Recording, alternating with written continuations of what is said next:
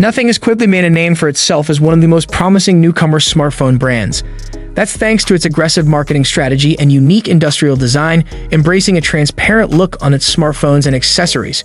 The Nothing Phone 2, released in the middle of 2023, was the first to launch in the US. With that in mind, our hopes are high for the Nothing Phone 3, which we will likely see around a similar time in 2024. Here is everything we know about what could become one of the best phones in the future. Nothing has been good at keeping its next flagship phone under wraps. We're not even sure if it will be called Nothing Phone 3, though that's the only option if the company wants to keep a clear lineage to its previous handsets. In that same vein, Nothing will likely stick to its transparent back design with the Nothing Phone 3, since that's one of the biggest visual differentiators the company offers. It will almost certainly feature glyph lights again, strips of LED lights that can be controlled via software for notifications and as video fill lights. We expect the Nothing Phone 3 to go for similar specs as its predecessor. Rather than go for cutting-edge technology, Nothing opted to use a processor from the previous year. In the case of the Nothing Phone 2, it was the Snapdragon 8 Plus Gen 1 rather than the Snapdragon 8 Gen 2 that was available when it launched. This meant the company could offer the phone slightly cheaper without a significant performance downgrade. Nothing will likely follow a similar strategy with the Nothing Phone 3 to keep undercutting competitors in price.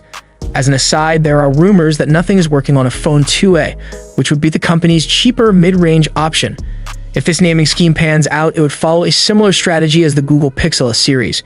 We heard rumors about a cheaper Nothing phone before. The company's CEO refuted these rumors, so take this information with a grain of salt.